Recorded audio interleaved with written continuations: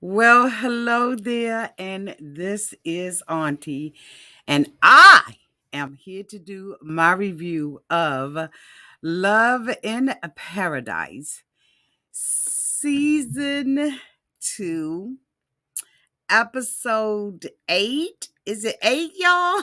Let me see. Yup, Episode 8. I am coming out. It's about time. Are y'all ready to get into this? Let's do it. Everybody needs a sweet old auntie. Everybody needs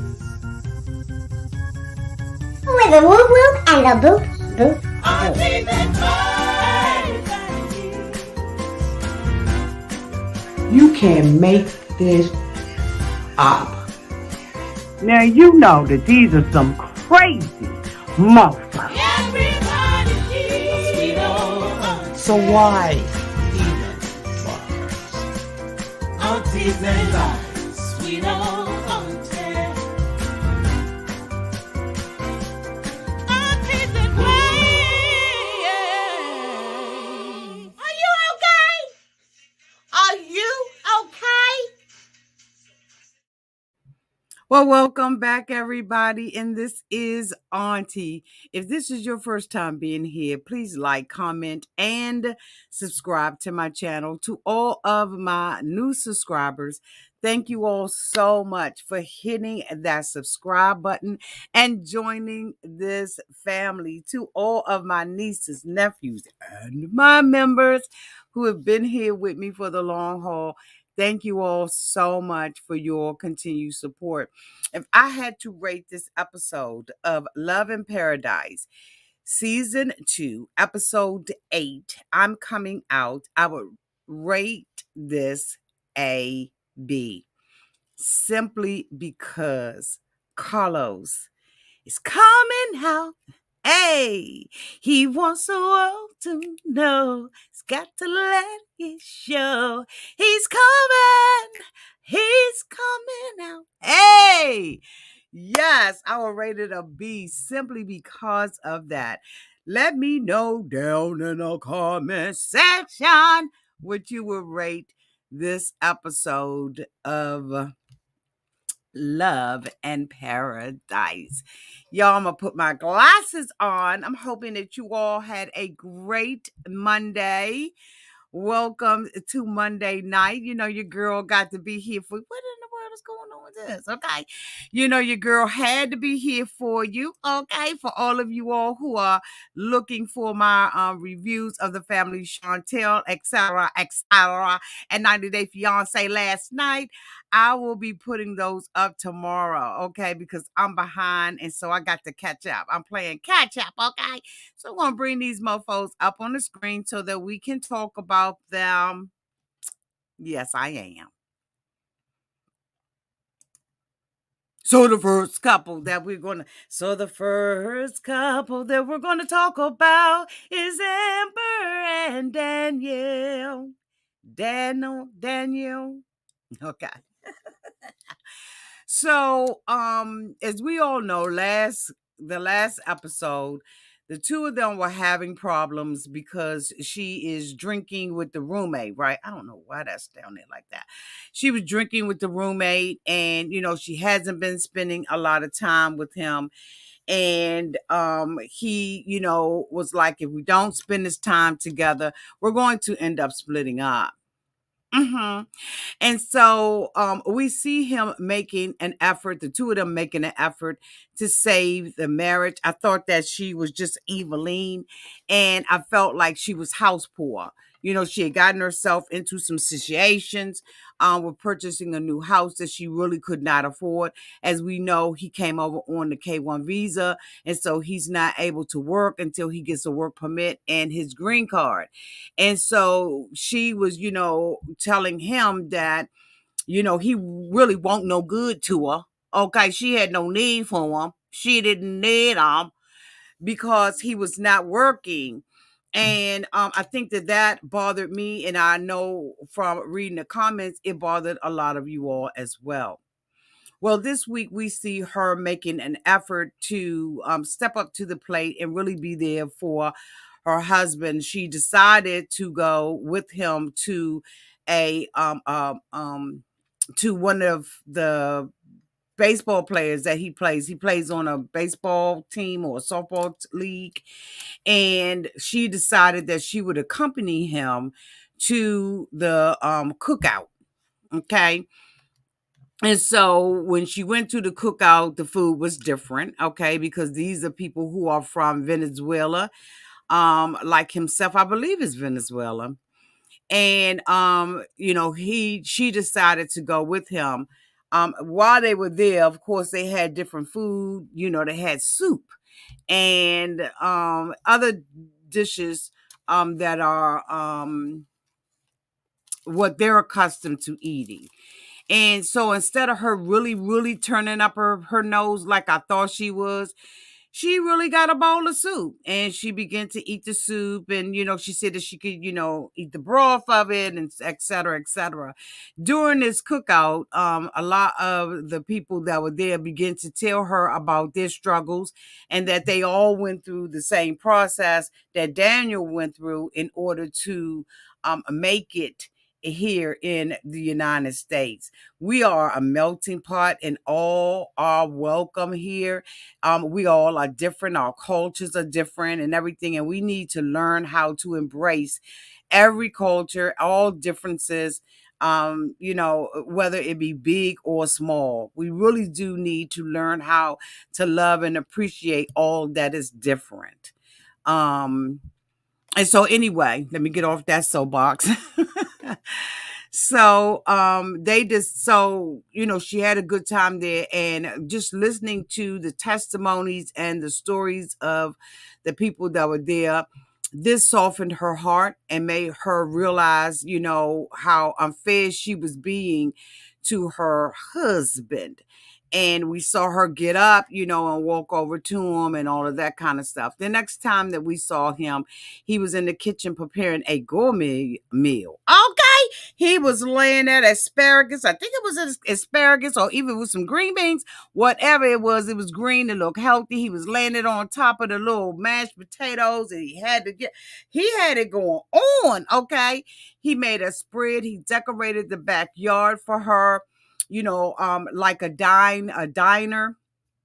He had the silverware and the drink and all that kind of stuff, and had a little bottle of bubbly because if you want to make her happy, but you better have some bubbly. So anyway, they began to talk about the relationship and where they were and in the relationship, and she really kind of confessed and was like, I won't treating you right and all that kind of stuff. And then he showed her that he had his green card. I think that was his green card. And so she was excited and he's excited that he is now going to be able to work. And I thought it was just fabulous. I really did. I wasn't giving her the benefit of the doubt. I probably still won't. Okay. I probably still won't because I don't know about her. She a little fickle. Let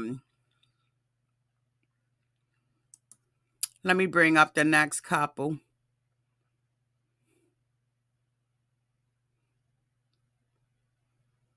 The next couple that I want to talk about is Ariana and Sherman. Now, as we all know, last episode, his mother, her mom, and the two of them sat down and had dinner and began to talk about the things that Sherman wasn't doing. During that conversation, Sherman was talking about, he had his heart broken when he was in the 10th grade. And he was using this as an excuse to be the dog that he is. Even his mother was disappointed in his behavior and the way that he was treating her because they felt like he really needed to be there for her. I don't know about all of that, but they felt like he needed to be there for her. I think that there's an old saying by Maya Angelou, that when a person shows you who they are, believe them. And I think that Sherlon has had an opportunity during all this to show Ariana, her mama, and his mama who he really is. And one thing that I have to say about it is that he has been, for the most part, honest about who he is. Now, he indicated that he felt like he did lead her on and that, he should not have done that. But then at some point, you have to have the ability to make your own decisions based on what you see, feel, and hear, taste, and smell. I mean, why isn't she making a decision for herself? There's so many people who make decisions based on other people's actions and, the potential of a relationship instead of looking at that relationship and saying, you know what, this is just not going to work out for me because this is what I see, feel, taste, hear, smell, whatever. Sherlock has said that he's a dog. The conversation will be over. What we will be doing now is moving to another we will be moving to another place where I will be saying, Sherlon, okay, so let's talk about how we're going to take care of the baby. I wouldn't even have a conversation with him about moving on. I would just move on. And I think that, we have to learn how to move on without permission, to live unapologetically and to live by the beat of our own drum. And that's not what I'm seeing with her. She really wants to have this relationship with Sherlon and her son, but neither one of them are willing to, move to, she's not willing to move to Jamaica, and he doesn't want to be in the US. He really doesn't want to be with her. He wants to be with all of the women who come to the island and they want to give him some. Okay, this is where he is. I mean, right, wrong, or indifferent, this is really where Sherlon is. So we see the two of them having their alone time, and they're, giggling and all that kind of stuff, flirting with one another. And she is saying, because he's flirting with her and telling her, that her thighs are thick and, she's got this pretty face, he's saying, that the tiger, if you will, it has been awakened. And she's giggling and laughing, but this is not gonna last, because even he was talking about the air of Jamaica, or the fantasy of it all. He said it in some kind of way, and I can't remember, which way he said it in, but he did talk about it. And I just was like, why isn't she hearing him? She's not hearing him because she wants what she wants out of the situation. How many of y'all, raise your hand? How many of you all have found yourself in this situation? Because I couldn't do it. I couldn't do it. I'm trying to find that other couple, and I think I lost them last week, didn't I, y'all? I am trying to find that other couple. There they go. Okay, I got them. I just need to move them down. Let me move them down right now. There they go. So, he's going to get him some. He's going to act right in her face. And then when it's all said and done, he's going to be a dog. Now, I know that there was something that was going on Instagram where she was indicating that he won't even pay child support, that she had asked him allegedly. She had asked him to just pay $60 or $40 a month, and he hasn't been doing that. And, she's going back and forth. Girl, that's not even necessary, because all of us know that Sherlock had no intention. He want to be a daddy, and just for daddy's sake, but he don't want to be a father. And sometimes you just got to sit back and accept that this is your truth and this is your reality. And you keep it pushing, boo. Because, it's mama's baby, daddy's maybe. He is going to lose out on those years of raising his son. And it's never going to go away because he had him in his arm. He took care of him. He changed his pamper. And so regardless of what he decides to do or not to do, it will never, ever escape him that he has a son that he's not taking care of. And I don't know if he's going to try to settle down when the sun don't rise anymore. Hopefully you won't make yourself available. You understand what I'm saying, Ariana? Because I know you're looking. When his sun don't rise anymore, don't make yourself available to the mofo. Plain it to the sample. The next couple I want to talk about is Danielle and Johan. If this isn't a hot mess right here, this is a hot mess express. Now, she, of course, is at his parents' house. They had a conversation the night before, and they all talked about, what was going to be his living situation, or what was going to be his desired living situation. His desired living situation, as he said in his own words, is to live in the United States. He said that everyone who lives in the Dominican Republic wants to go to the United States. Pedro Chantel, Marley, Louise. So many samples, examples. Okay. But anyway, so during this conversation, she was sitting there indicating that she really wanted to move to a slower pace. She wants to live in the DR. So we see her on a Get Good Enough morning with her hair all frazzled and all over her hair. I said, now this is now this is real. This is not Memorex, because girlfriend got up shipwrecked. Okay. Her hair was all over the place. It was frizzy and all kinds of stuff. And, they were waking up and everything, and they went into his shower. Now, of course, we know that they are staying at his parents' home. And so they showed us that he doesn't have any running water, that the water that they have, that they have to go and get the water from a well and bring the water into the house. And, he was pouring the water over her and all that. And she had her bra and her panties and stuff like that still on, because I guess, production decided that they really wanted to film this. Because I was like, she not clean because she still got clothes on. Like, how do you get from, you out there in that heat like that? How are you getting all up in here and everything and all up in there? I mean, maybe I don't know. But anyway, the two of them, are going to go and see a counselor. She has 3 days before she is slated to marry him.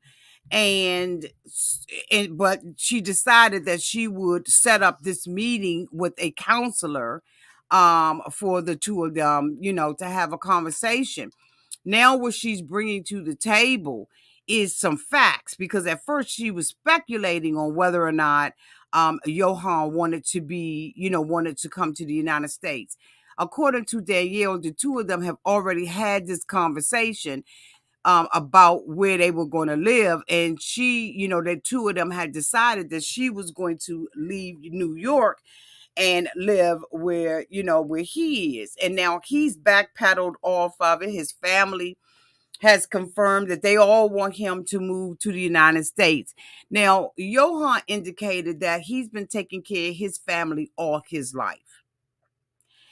And he doesn't expect to do anything different when he moves to the United States. This is what he's going to be doing. He's going to be sending money back to his family. And so she's saying, I'm barely making rent. I have 2 jobs. I have a full-time job, and then I got a side hustle. And I'm barely making my ends meet, and I'm unable to save anything. And I'm thinking, as expensive as the K-1 visa process is, as expensive as it is for her to be flying hither and thither to come and see this man and lay up with him, why didn't you consider all that and try to find you a man here in the United States? Because I've heard that the K-1 visa process is in upwards of $8,000 to $10,000 that you're paying for all these fees and different things like that. And now you're getting ready to bring someone into your household who is unable to work for 9 months to a year, maybe, depends on the paperwork and how slow the process is, whatever. So I guess that's why she decided maybe, she would, like work remotely in the DR. I don't know. I don't know. But if you are already struggling financially, why are you doing the K1 visa process? Every time you move, they move just like that. They're going to always be asking you and taxing you for something. Moreover, if the relationship doesn't work out, you still have to take care of him for the next 10 years. So I don't know why, being a broke woman, that like she says, why she would even like so they get to this therapist. She's bilingual, and she is trying to assess what is happening in the relationship and why they're there. She is very silent about why she's really there. He ate some peanuts. Matter of fact, he ate $200 worth of peanuts. And her psychic guy, I think he, I can't I don't know what the formal name is, so I don't want to be offensive to anybody, but this guy has already told her, don't eat no peanuts. Go down to the riverside, plant banana trees, leave eggs and all of that kind of stuff. So she's done that. But I don't know whether or not him eating $200 worth of peanut has reversed it, because he said don't eat any. And so now she's sitting in front of this counselor, and the counselor is saying, what is the problem? She said, I don't know why he shifted all of a sudden, and now he wants to come to the United States when we had already discussed it. He said, I want to come to the United States to work, bitch, so I can send money back home. He said, it's just as simple as, ABC. He said, for me, it's not. She said, well, rank it for me from a scale of 1 to 10, 10 being the highest. How important is it for you to be in the United States? This bitch said 20. And then that's when he went on to say that everyone in the DR wants to be in the United States. So on one hand, you're looking at it and you're saying, well, at least he being honest. He's giving you the tools that you need in order to make a final decision. Are you going to marry him and take care of him? She says that his expectation is that she work her fingers to the bone to take care of him. And I'm saying, okay, sis, all right. So since you know that and you're fully aware that that's what his intention is, now you have a decision. The ball is in your court. You need to make a decision about whether or not this is something that you want to do. If it's not something that you want to do, then don't and do it. I don't get it. I don't get it. Like, you already know what it is. He spelled it out. His mama, his daddy and them, his cousins that came from across the yard. Like, everybody has already spelled it out for you. You know what it is. It is what it is. And he told her, if you don't want to get married and you feel like you can't trust me and you got questions, then don't marry me. Now, I see that as being very manipulative. Very manipulative. I see him as saying that in a way to make her feel bad for not trusting him, and then making it appear that it's not going to bother him. Oh, bitch, it's going to bother you should she make a decision and she decide that she does not want to be with you. Oh, it's going to make a... Oh, yeah, because then you're going to be on the big tip. You're going to be like Martin was with Gina. No, Gina. Okay? You're going to be Gina, and instead of saying Gina, you're going to be Gina, you're going to be saying Danielle. This guy is clearly, in my opinion, not in love with her. He's in love with what she can do for him, the doors that she can open for him, the income that he feels that he can make here in the United States. He is looking for an escape and a way out. And you know what? She knows it, because that's why she's toiling with this and everything. The lady said, look, y'all can be together, but you don't have to get married. Why are you rushing? She's not pregnant. He's not about to die. So the therapist was like, why are you rushing? You all can stay together as an engaged couple. But she's so insecure about whether or not he's going to be faithful to her. That is not an option for her. She doesn't see that as an option. And that is just absolutely terrible to find yourself in that kind of situation where, you have to do, it's a situation where it's a do or die type of situation. More than likely, she's going to marry him. But anyway, the last couple that I want to talk about is Valentine and Carlos. I am really starting to see Valentine differently. He is really starting to soften. All of that hype that he came there with, he doesn't have that anymore. He is really working on his relationship with Carlos. He done toned it down a whole lot. He's not performing for the cameras anymore. He's really making a connection, in my opinion, with Carlos and Valentine. I'm happy to see this change in him. Like, he really is changing. And I think it's because the rubber has hit the road. Carlos is in a position that he doesn't want to hide anymore. He really wants to be, out in the open, because the love that he has been feeling for Valentine in the last 5 days has really changed him and motivated him to be his true, authentic self, and to not remain stuck where he is, to become open-minded. And it's great to see this change and conversion from both of y'all. Both of them. I don't know how y'all feel about it, but for me, it's been great to see this conversion happening in both of their lives.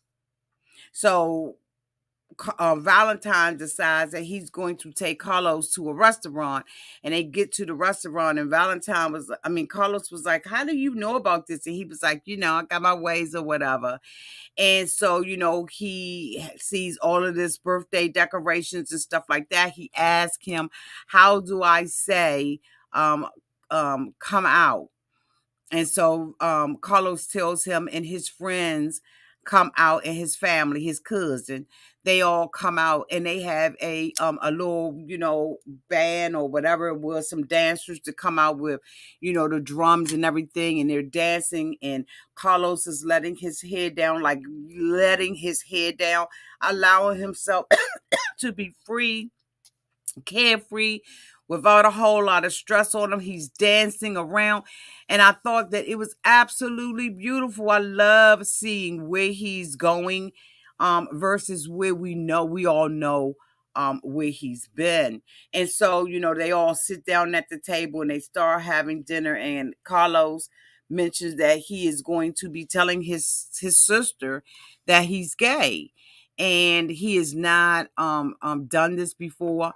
And the cousin, it gets a little somber at the table, because the cousin, told him that, he would be there for him. He knows how it is. When he came out, he was rejected.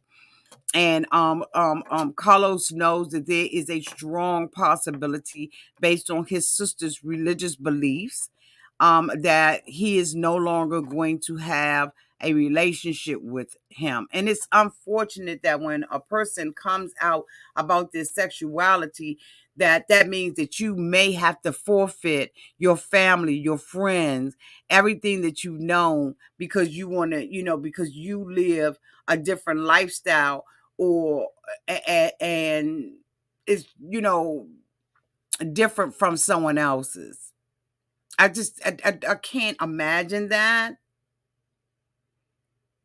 thinking that if I said this one thing about who I am, that I may forfeit everything I've grown up with, everything I've grown to know, everything that I've been comfortable with, because of who and whom I choose to love. That has got to be a very heavy weight. And if you've ever experienced it, if you're experiencing it now, know that my heart and my prayers are that you find happiness, and that you're able to live your best, your authentic life.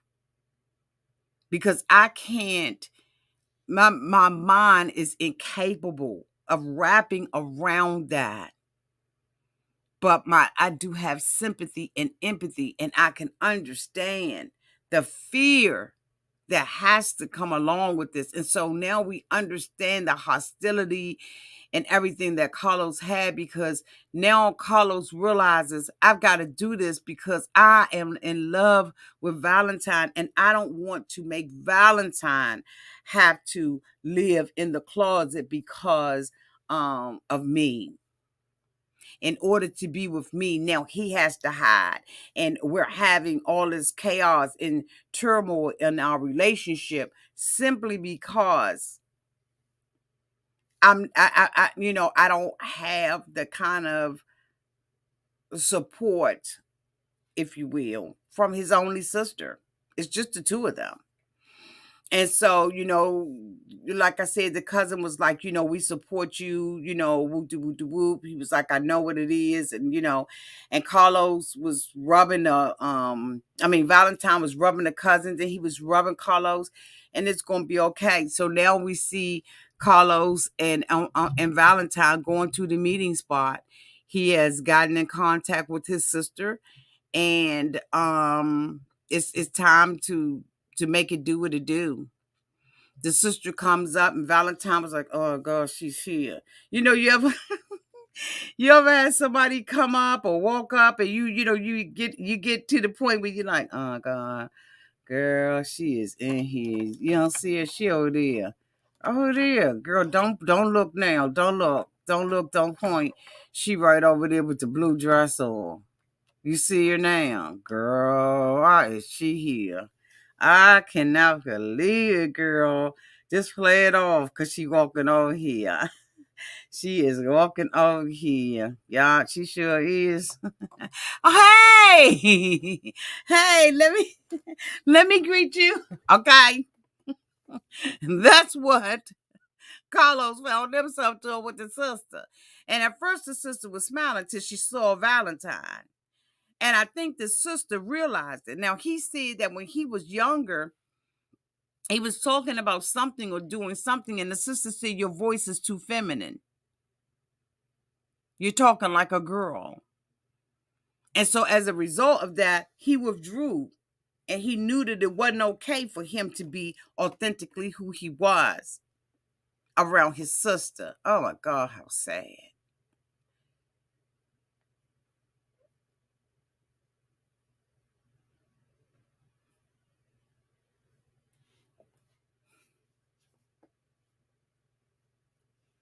So he's sitting there, and he's like, "How you doing?" She's like, "Hi."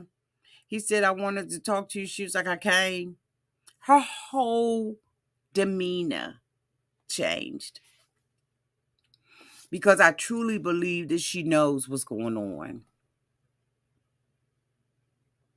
She sees all these cameras around. She knows.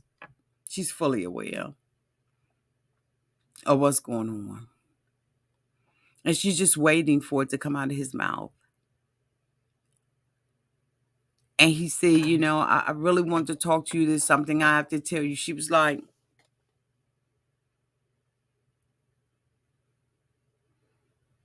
he said, "I'm gay." And honey, they cut it. They cut it!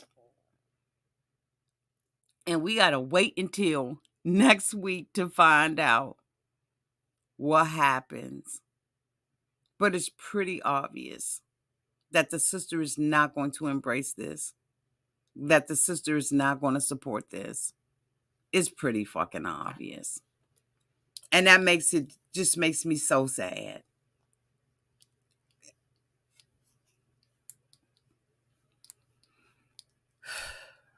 So sad. So anyway, y'all, that is the end of my review. Thank you all so much for being here. I have brought Discovery Plus so that you don't have to. Yeah, she did, Melinda Oliver. She said Carlos' sister had this stink face on. Um,